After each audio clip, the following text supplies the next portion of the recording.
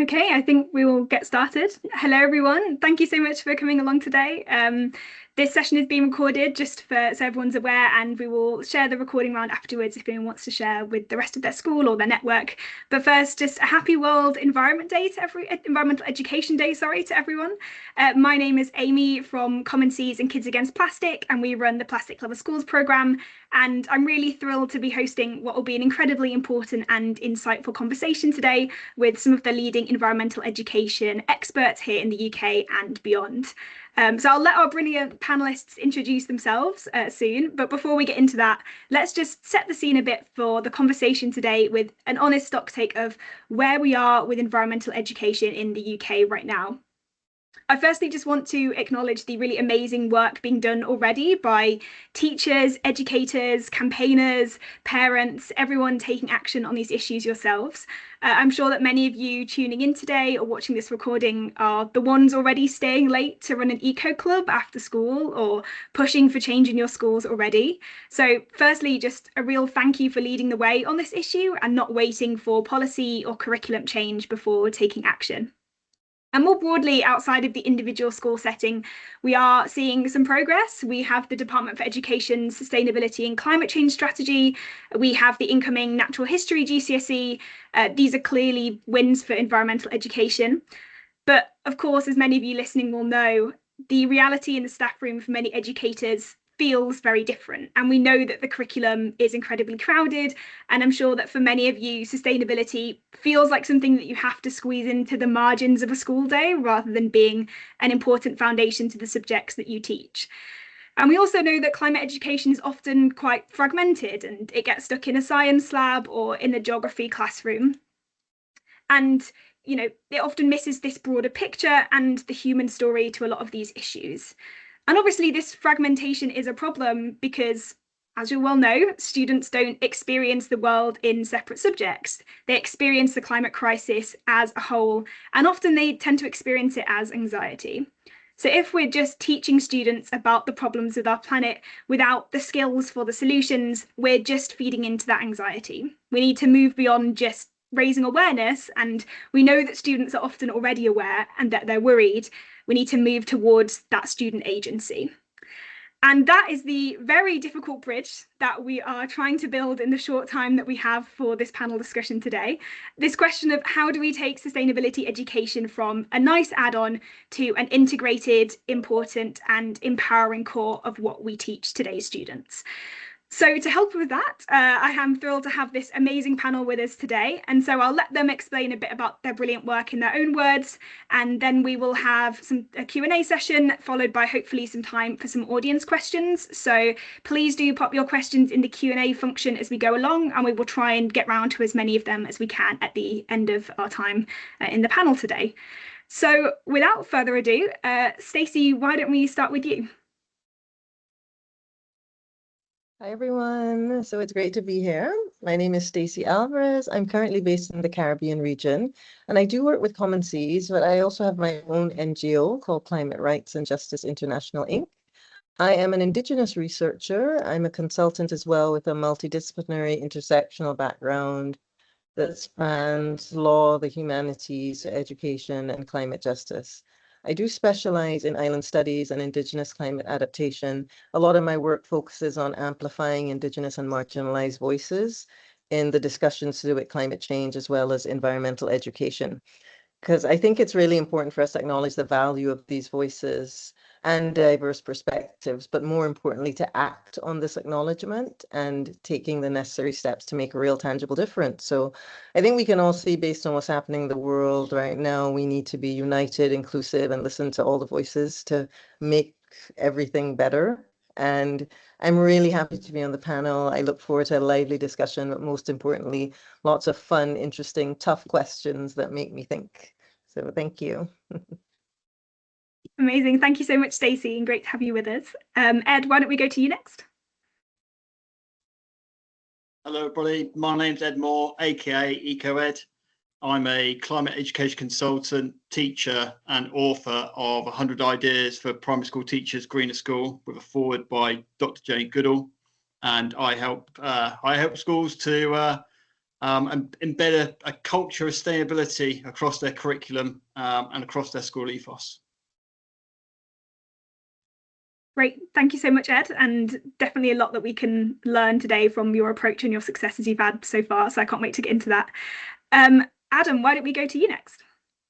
Hi everybody, my name's Adam. I'm the Education Manager at Keep Britain Tidy. So I oversee the Eco Schools programme. Eco Schools has been going for about 30 years now. It's a programme that enables schools and young people to deliver projects on their site that increase environmental education, model green skills and careers, and have a positive impact on their local environment. We also run Count Your Carbon, which is a school's carbon footprint calculator for nurseries and schools, and that helps schools to understand their carbon emissions, where they come from, and what they can do as next steps. And both Eco Schools and Count Your Carbon is popping up on thousands of climate action plans. So yeah, it's all going good. Previously, I worked for the Science Museum Group for 14 years, developing learning content, both with schools, but also in the community as well. Amazing. Thanks so much, Adam. I'm sure Eco Schools is probably a programme that pretty much everyone here today, for good reason, will have heard of. And then finally, last but definitely not least, we have from Ministry of Eco Education, Tom and Pim. So maybe Tom, if you want to go first, and then Pim after. Hello. Yeah, my name's Tom Pether. I was a primary school teacher for 28 years and a head teacher for 14 years. And I'm now, I work as a sustainability lead for a big trust in the Southwest, but also with the Ministry of Eco Education, trying to weave sustainability into curricula in a more manageable way. That's the plan anyway. Amazing. Thanks, Tom. And Pim? Hello, I'm Pim. I'm a youth climate activist, but also the coordinator for our network of activators at the Ministry of Eco Education, which is, the network is essentially a community of people who are working in the climate education sector, and just really a space to build community with each other and actually kind of build out what the future that we want to see, and really start that within our own sector. So I do a lot of other different kind of climate justice pieces of work as well with other organizations, starting with eco anxiety, when it all really informs the community building that then leads to the Ministry of Eco Education. So I come in that capacity today. Amazing. Thank you so much. And so much amazing work being done by everyone on the panel today, and so many kind of diverse kind of areas being covered and viewpoints to bring to the table. So I'm really excited to get into it. And Stacey, you mentioned you wanted difficult questions. So perfect to start with you with a difficult question for you to answer. You mentioned around kind of these diverse voices in sustainability education and how we can learn from each other around these issues. And what more do you think can be done to incorporate global perspectives and really learn from each other in the sustainability education that we offer young people here in the UK especially? And how can we also start to integrate some of those Indigenous learnings and diverse solutions that you mentioned? Yeah, sure. Yeah, ooh, you're really throwing me right into it. Thanks so much, Amy. Well, I think in terms of incorporating global perspectives, we can consider it to be a multi-pronged and intersectional approach. So I think we also need to look at how educators can take the time to immerse themselves into what sustainability education looks like in other regions of the world. Okay, so it's a matter of looking at educators and facilitating those opportunities. So whether it's through desk research, whether it's virtual meetings, I mean, I've thought about educator exchange programs. I'd love to actually start one and create one, because I think that's something that's crucial. Or even joining global networks that showcase the activities of schools around the world. There's, for example, a Blue Schools Global Network, which has been created by UNESCO and the IOC. And that promotes ocean literacy through an idea of transformative education, taking education out of the classroom and putting it into a community. And it connects learners and educators all around the world to do what we all want to achieve here on this panel, to integrate not just ocean literacy, but sustainability education into curricula in a way that doesn't seem as if it's just like being sprinkled in there for the sake of ticking a box. So definitely focus on educators. And I think also then, how can we facilitate students' curiosity to be more proactive and explore learning, so that learning isn't an educational paradigm that focuses on learning things by rote or getting the right answer, but it focuses on a collective experience of whatever it is we're learning about. So that collective experience, I think, leads to what's at the heart of Indigenous learning. So it's not just about learning random facts in a vacuum, which I wouldn't say all education, all traditional education is like that, but there's a sense of subjects being closed off away from each other and being broken down into categories, where if we look at what the collective learning experience is, we see connections, and how can building these connections have a positive impact on our human experience. So we link schools, we link academia, the idea of the blue economy, which is our relationship to the ocean, and local communities. So you're not just isolated and learning something for the sake of learning it, or for the sake of it making you, quote unquote, a better person, but it's done in the context of how can we collaborate with each other as people. So I think that's definitely a way that we can bring Indigenous learnings into the classroom.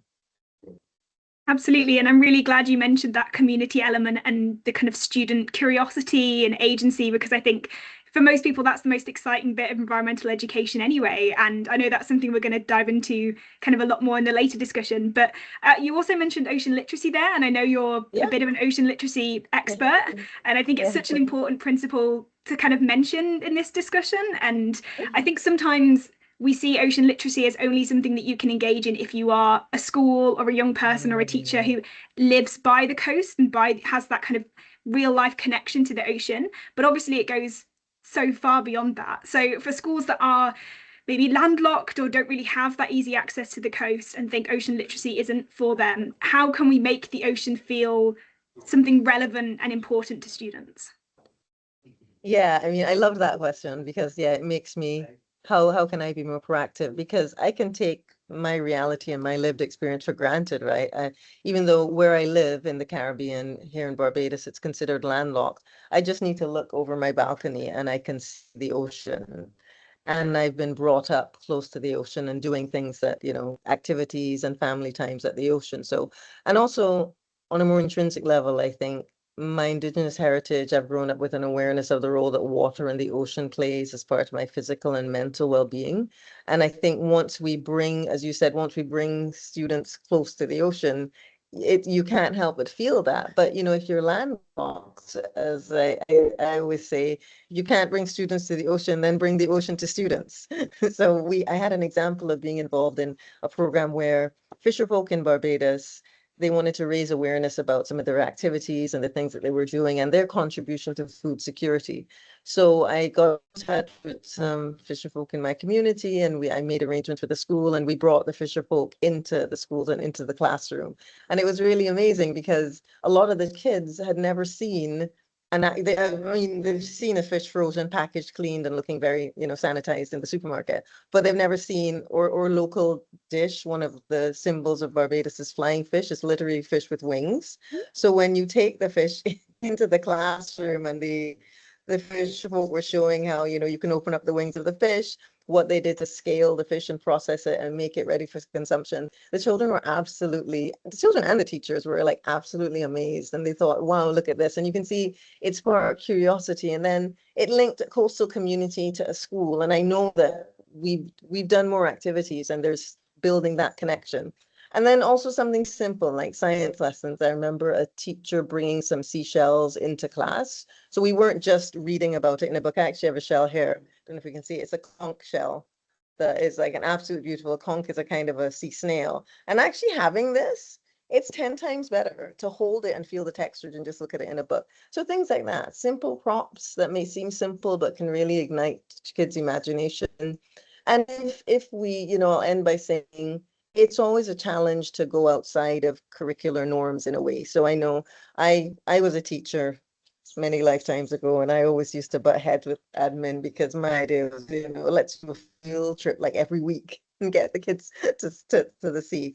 Now that is challenging in terms of funding, transportation, but when you start to plan it and you raise the funds, you get the parents involved to say why you're doing it, but you also demonstrate to the other teachers and the other members of the school community, this is a cross, sectoral or cross subject activity. So I would bring along an English teacher who would talk about descriptive writing to do with language arts. We'd have the science teacher pointing out different species. A foreign language teacher came once to say, well, let's look at the vocabulary in terms of these aspects of the environment and describing your feelings on a trip. So if you make it more of a whole school activity and try to get environmental education in there and embedded, I think there are a few things you can do. Amazing. That's so inspiring and something that's just so memorable for a young person to have that experience and that connection. And I think also like remembering that even if we do live far from the ocean, we are connected to it, even through the food that we eat, that we might not even think about how we get it and how it gets to us. Actually building those connections and how we engage students to think about these issues is so important. And I love that kind of idea of getting the whole school on board as well. I think that's super important. And I think that actually links quite well, Ed, to what I was going to kind of ask you next, which is around thinking about these school approaches and how that differs in different schools around the UK and around the world. You've worked at many schools around, you've worked at one of the top eco schools in the world, as well as in, UK state primary schools. And obviously they're very different approaches to sustainability. But what do you think is one lesson from the Green School approach that is actually realistic for a UK school to implement and, to do tomorrow, for example? Yeah, I think empowering the children, getting them to lead from the front and creating a culture. I think if we all create a culture in what we do and we lead by example, people will follow. And I think that's what I saw at Green School Bali. People, children, adults as well, were doing those simple actions of having a reusable water bottle, reusable coffee cup, cycling to school. Those those simple actions that people can easily follow and take further within their practices and what they're doing. Yeah, absolutely. That kind of starting small in your approach and then the bigger things can follow from that. I think that's really important. And you mentioned about that student agency and kind of getting students to lead this change. Sometimes you might have a class that's full of students who are super interested and engaged already. Sometimes it might be a bit trickier. I know, especially depending on age range of students, that differs quite a lot as well. But how can teachers start to centre this youth agency and their eco action at school if it's something that hasn't come naturally or they haven't done before, and really support students to start leading this action themselves? Yeah, I think it's finding an interest, a project within their school, within their community that they're not doing so well, and there's an impact there that they can take, and getting the children to lead upon that, whether that's reducing waste, single-use plastic. I think waste is always a good one because there's so much you can do around that sort of area, and then follow with actions in your school first, and then the community second, sort of thing. But yeah, it's very much getting the children to lead on that. Yeah, absolutely. And I know you've got a lot of ideas in your book as well. What kind of stuff do you encourage teachers to start with in the classroom in these kind of issues? Well, I think it's always very important to sign up to an organisation first. Obviously, Kids Against Plastic, Eco Schools, everyone's got some really good programs there that can help, put in great support there, first of all. And then from that, do an audit, follow the Eco School steps, and then start implementing really small, quick wins, first of all, whether that is reducing your waste, doing composting, powering down your electricity, encouraging people to walk to school, just those really small little actions, which then can turn into like big projects. Yeah, absolutely. That and is a way more accessible place to start than changing your whole school overnight, obviously, as well. I think that's really important. And you've given a perfect plug to Eco Schools for me to start asking Adam a bit about kind of his experience. So thanks for that, Ed. That was brilliant. And I know, Adam, we kind of often focus on primary and kind of secondary schools when we look at incorporating sustainability into schools, but you mentioned that you also oversee the Eco Schools Early Years programme, and that must be quite, you'd think quite a different approach to engaging different ages of students. But in your experience, how do we start to introduce these concepts to younger students without causing them anxiety or overwhelming them if they're slightly younger? Yeah, I think it's a really good question. So I guess there's a number of approaches really. So I think firstly, considering how we frame conversations and subjects is really important. As children get older, then like directly talking about climate change and its impacts becomes more possible. But we don't want to traumatize early years or key stage 1 children straight away and give them a sense that, things are hopeless. I don't think it's an issue to protect them from the worst forecasts at such a young age. But it is important to talk about impacts, of course. And if we're going to identify and talk about these, then I think with such a young group, it's about accompanying those things with positive solutions and examples of things that are being done and can be done at the same time. We need that sense of hope and encouragement in all of the messaging. I think as well, nature is a really great starting point. It's like a gateway into environmentalism. I think developing an empathy for nature helps young people to it encourages young people to protect it, obviously. I mean, biodiversity loss is massive. It's going to affect the animals that young children talk about, that they see in the media that they consume. To think that their actions are helping the things that they talk about all day long is inspiring. And I would also say, on that note, keep things relatable. I mean, younger children's scope of understanding is a bit more limited than, key stage 1 and 2, 3 beyond, of course.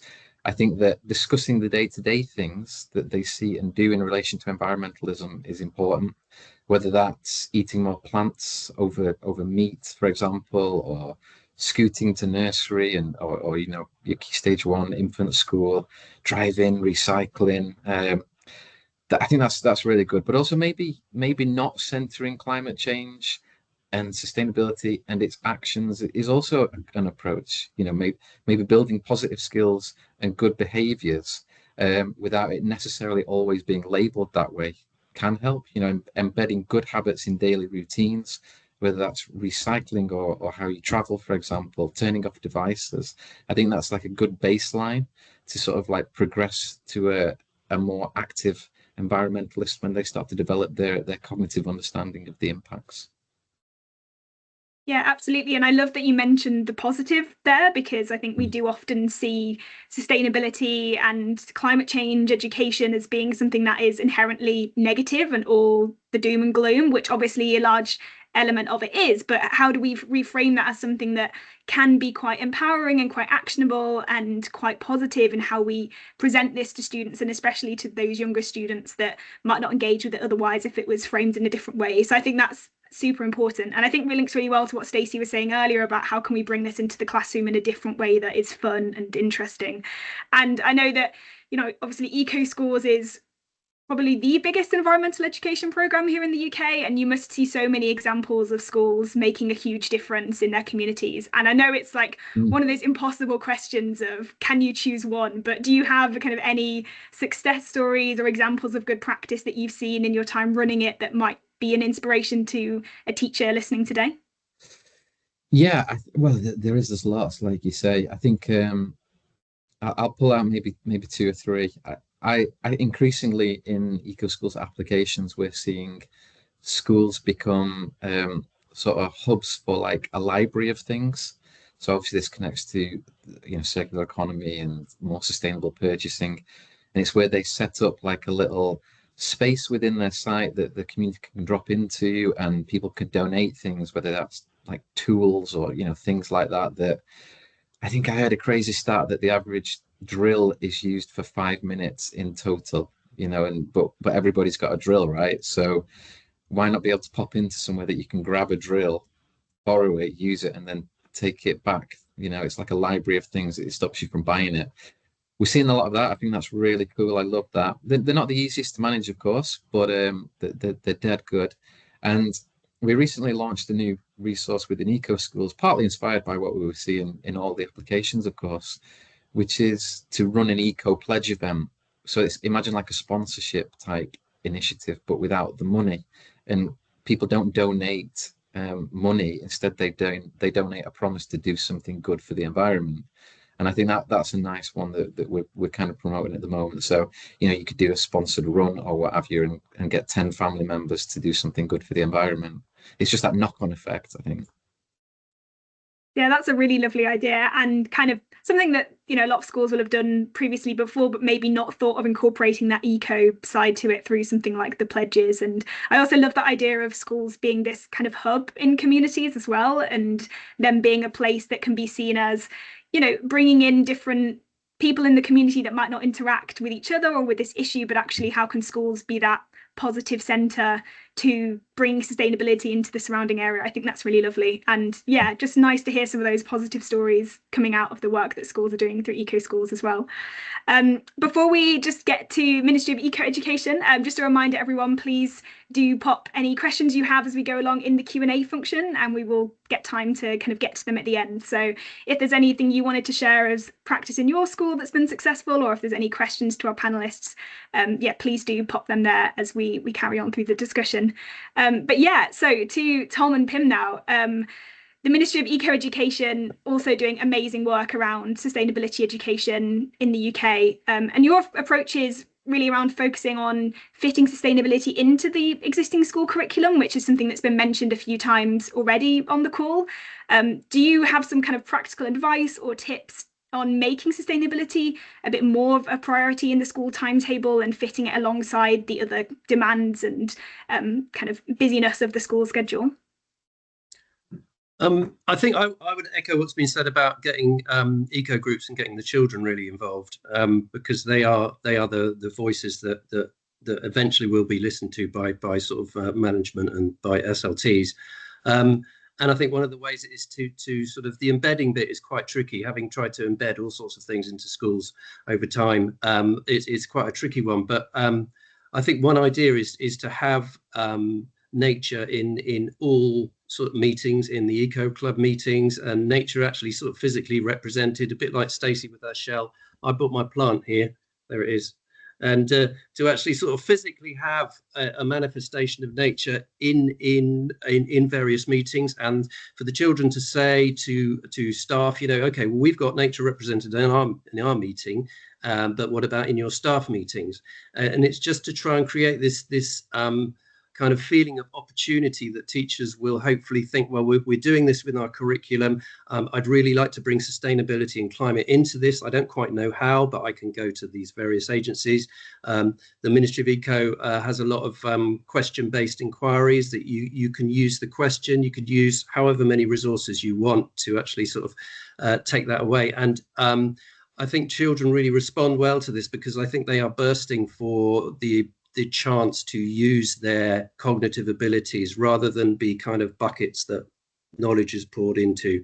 And they are really, that's a great way as well of sort of countering the growing anxiety and feeling of helplessness, is that if there is a sense of agency in it, and I must say a little sense of anger put in there, that children can really sort of feed off and be supported with by skilled teachers who have this structure of this inquiry. And I think it offers so much as well. If you're trying to sort of persuade leadership teams, it offers so much beyond just sort of thinking about sustainability, thinking about the ability of those children to manage polluted information, for example, and to be able to disseminate and to discern and have those critical thinking skills. So I think, yeah, it's trying to sort of embed it, but I would really advocate having nature physically there. And I mean, yeah, you ask nature about attendance in schools, then I'm sure nature would have a hell of a lot to say, because it would be, yeah, okay, we know that attendance is better when we're working outdoors, and we're working outdoors because we're generating climate connection or nature connection for our young people, because we know that's a way of getting them engaged with these issues. So yeah, I've sort of gone a bit off piece really, but I think it's having nature in the room is my big thing. Yeah, definitely. And taking it away from just kind of sitting in a classroom and hearing about these through facts and through the sort of black and white. And, the reason that we're doing all of this is to protect nature, to protect the environment, and we should be showing kids that and helping them engage with it in a way that's a bit less static. I completely agree with that, and I think it's super important. And kind of just related to that, really, you mentioned about engaging students, and that's kind of been a thread in the conversation today about encouraging that student participation. Just kind of quickly, I know that a real difficulty a lot of teachers face is actually not the students, but engaging other staff members and engaging like SLT and people who might not necessarily be as interested or engaged in these issues compared to the student body. Do you have any advice for how to engage other teachers in a school who might not be quite as on board with the message? And does it come back to maybe, like you were saying, talking about some of those other benefits to sustainability, nature education that might not be thought about as much? Yeah, I think it's a sort of partly an information, but also it's a way of seeing the connections between what we're doing within climate and sustainability learning, which is really needs a better title than that, to be honest. But it's those connections between what we're doing and other skills which have always been perceived as being disconnected from that. So for example, I mentioned about information and how to manage information, what to do if you have a grievance, who do you talk to, how to write these letters of protest, and how to manage these emotions. And I think teachers, when they see that actually this can broaden out into the whole curriculum, particularly in terms of citizenship and other sort of subjects that we're teaching, I think that they'll see that this is a really good way and it will engage children. So if instead of having some abstract problem that you're teaching along, why don't we do it in terms of climate and sustainability? Because we know most young people have a real emotional bond to that, and they do really, really care. So I think that's one way of doing it. And then, working on the leadership teams to get nature into the room. And the curriculum review has a lot of openings to that. I think there's this word weave is in it, or woven into the curriculum. It talks about pupils understanding how humans and nature are connected. So what school wouldn't want to be ahead of the curve and get in straight away and say, yeah, we're already doing this in our curriculum. It's a great sort of, it's got a little bit of edge to it, but also it means that SLTs will want to do that, because everyone wants to be first, don't they? So we can say, yeah, we'll be first, we'll do it. Yeah, absolutely, and be the ones leading the way rather than the ones trying to catch up afterwards. I think that's super important. And thank you, really interesting. I assume we've had someone in the chat say about a different project, so feel free to kind of put some information in the chat as we go along. I think we're not able to kind of have video or audio for participants, so sorry about that, but please feel free to put it in the chat. And in the meantime, Pim, last but very much not least, I can't wait to hear kind of your perspective on this, as I want to say like a fellow young person, but I also don't want that to be a box, because I feel like often it's like you've got to have a different perspective if you're someone who's younger, and I think it's really important that we kind of distance from that as well. But I also think there's so much learning that we can get from a kind of a younger generation's perspective on this. And you've also done some amazing work as a youth climate activist outside your role with Ministry of Eco Education, and not to focus too much on the negatives, but as a kind of a way of learning, what do you think is one of the most common mistakes that schools might make when teaching about sustainability that can cause students to switch off? And what should we be doing more of to try and encourage that student engagement and participation that we've kind of spoken about so much already on the call? Yeah, I can definitely speak to that. And I think, as a fellow young person, I think, a lot of the times we're in this box, but we all have very similar shared experiences. So it very much speaks to a lot of young people in the UK, I guess. And what I'll focus on is, I think, in terms of engagement from 13 and above, because I think that's where it really starts to, in terms of like connection and empathy with nature, it starts to kind of drop off a bit when they hit like teenage years. And that's been proven. The Young Foundation have also found that that's happened, whether that's to do with like digital age or, what happens there, I'm not sure. But I will say, as a start, I think especially young people nowadays who are more and more tapped into the digital space and what is happening across the rest of the world, young people are less so kind of attracted to knowing that it's just a nature or climate issue. telling stories. I mean, so many times that image of a polar bear on an iceberg, like, although it's really sad, it actually isn't interesting to a 14-year-old in the southwest of the UK. You know, there's nothing really connecting them there. They feel sad about it, but they're like, well, what does that have to do with me? And actually framing it in other ways that connect them to what actually it means for them. And it's not necessarily just recycling or just the energy that they use, but it's things that are associated with who they are, like even connecting to their grandparents and memories that their grandparents had of like when, you know, they used to go on walks and like pick blackberries, or when winter came and snow came, and all these memories associated with that. Even things about like the food we eat and how that changes. For example, one of the questions we have at the Ministry of Eco-Education is like, what does it take to make a cup of tea? Which makes you kind of think across like so many different scales, right? Between both nature and climate, but also like whose hands are involved in that, and what's the kind of historical significance, and that's all related to nature and climate. So actually kind of making it interesting beyond that story of just that really kind of one-sided thing that we see, because yeah, so many more young people are tapped into knowing these complexities, and sometimes keeping it to a very like keeping it to that channel can really discourage them, because they feel that maybe something's not connecting up between what they see in the classroom to what they see online or outside in the real world. So that's, I think, one part of it. And I guess the other thing is just it's also very hard for young people to, and this has been echoed actually across everyone, is we hear these stories of doom and gloom, and especially young people coming up to the age of 13 thinking about their GCSEs, the fact that you have to essentially choose what you want to do at the age of 16 and 18 onwards. You know, all they're thinking about is their future. And it's very difficult when in a classroom about climate and nature, you hear about stories of loss, and that's all that you hear about. And it's actually been mentioned that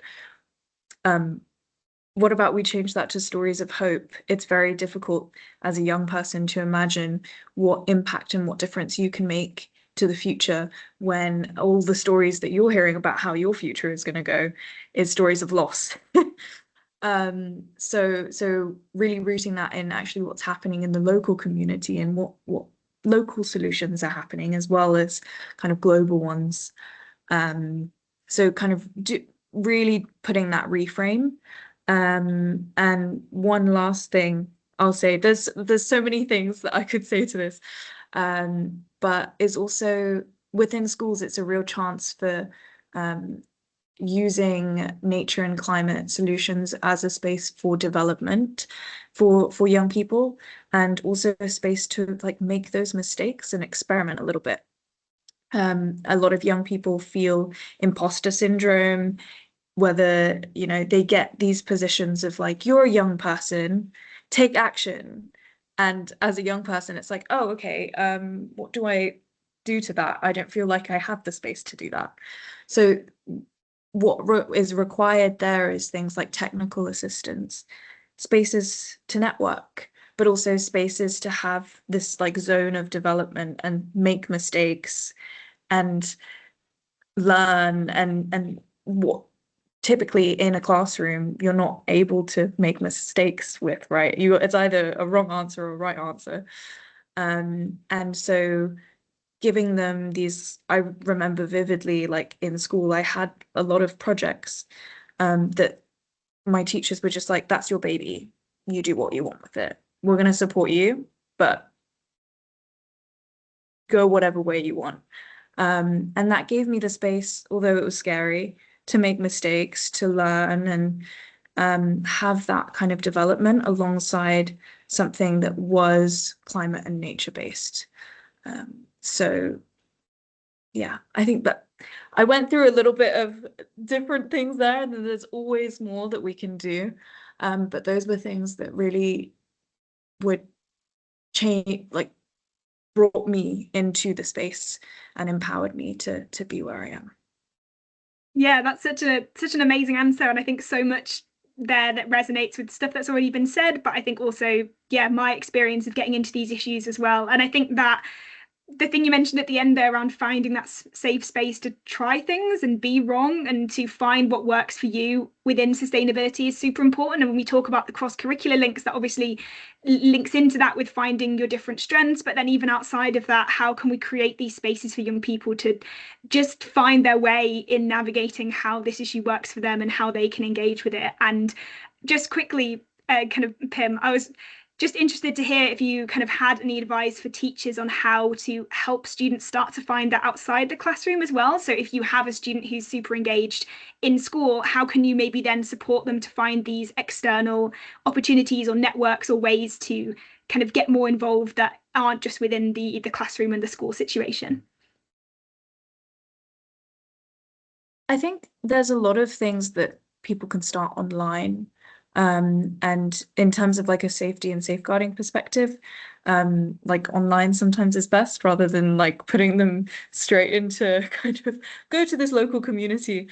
But I started from different youth programs with Force of Nature, which were really great. But there's lots of kind of those kind of programs that are available, but also getting their hands stuck in to there's, for example, where I am in London, in East London, there's so many like community gardens and things happening around there, and a lot of schools actually starting their own community gardens as well that then connect to community gardens outside their own schools, which creating this like whole urban ecosystem.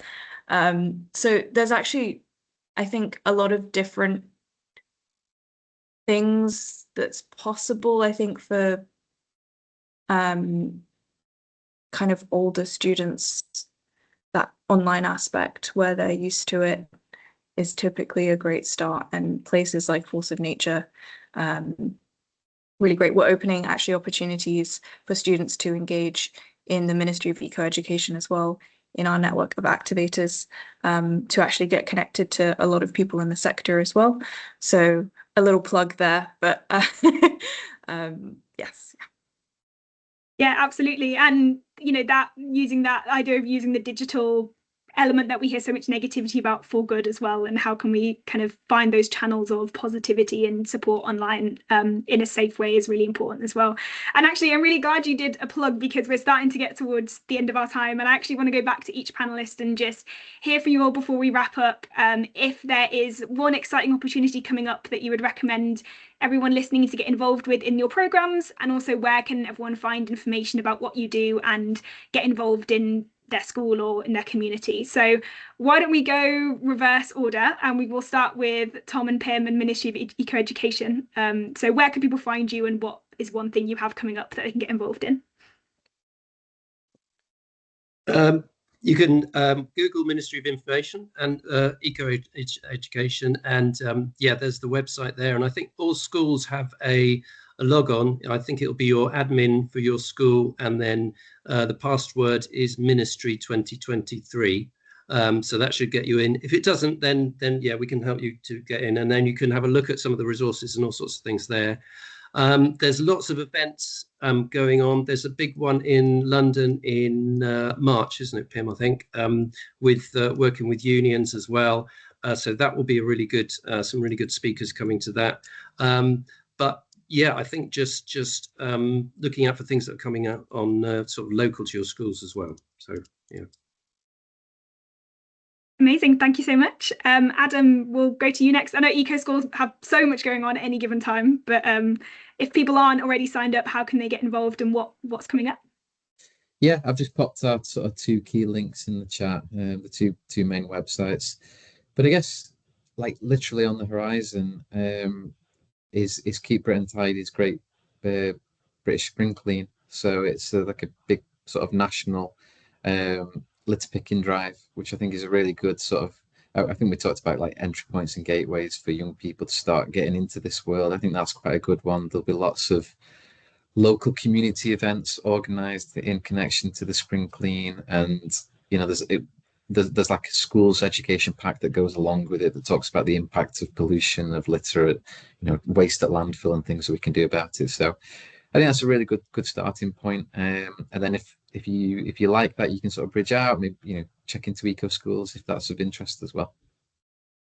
Great, thank you so much. And I know that litter picking is such a common and accessible way to get students engaged in these issues. So definitely the Great British Spring Clean is a great opportunity to get involved there. Ed, shall we go to you next?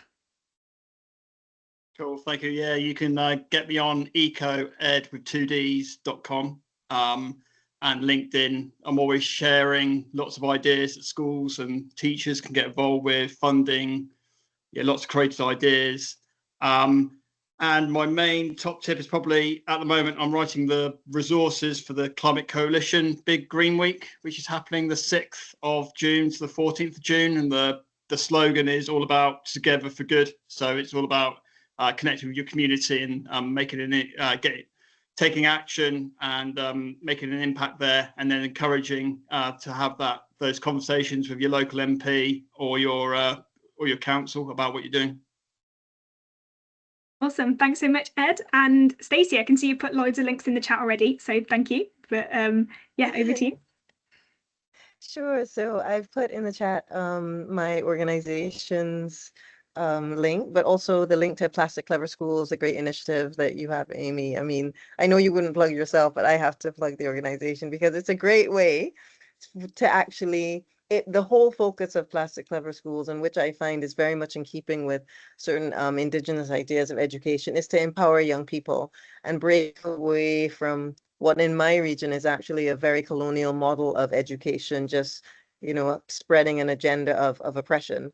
As soon as you empower young people and you make them excited to show that it's a journey that we both learn together, me as an educator and you as a student or a learner. So I put those links in the chat. Also, there's a great training course that I contributed to, Blue Schools Training for Africa and the Caribbean. I've created one of the modules there, and it'll give you some insight. You can start to dip your toe into the sea of what it is to become a Blue School. It's a really nice network, and it's the nice thing about the network is it acknowledges a local reality. So as we've said here before, it can never be a one-size-fits-all solution. It has to acknowledge what actually can be implemented on the ground. And all of the experiences that you get a chance to share as an educator. I shared the experience of the fisherfolk coming into the schools and the way that, we also had a small hot pot, and we cooked the fish, and we talked about culinary heritage, and then we talked about heritage practices of fisherfolk. So those are some of the things we can do. So I'll definitely keep everyone updated, and you can follow me on LinkedIn. That'll make me update a lot of my LinkedIn activities, so to let you know how you can be part of what it is to be a Blue School, and also just to, as we say, decolonize education. Amazing. Well, thank you so much, everyone. Firstly, I think that kind of brings us towards the end of our time here, which has just flown by. So a huge thank you to everyone who has joined or who's listening to the recording. I really hope you've enjoyed the conversation as much as I've enjoyed just listening to our panelists today, and just a huge thank you to our panelists and for giving your time today to come and speak to us and share all of your experience and success. If you do one thing following this conversation, you've got plenty of it to choose from in the chat. There are so many amazing things coming up as part of these initiatives, so please do have a look at them. And if you did enjoy this event, please do check out our upcoming events calendar as part of Plastic Clever Schools. We have lots of different forms of engagement and themes to talking about sustainability education and linking plastics to the climate space. So please do head to our website, plasticcleverschools.org, and you can see our upcoming events calendar and get involved in more of these events in the future. But thank you so much again, everyone, and have a great week. Bye.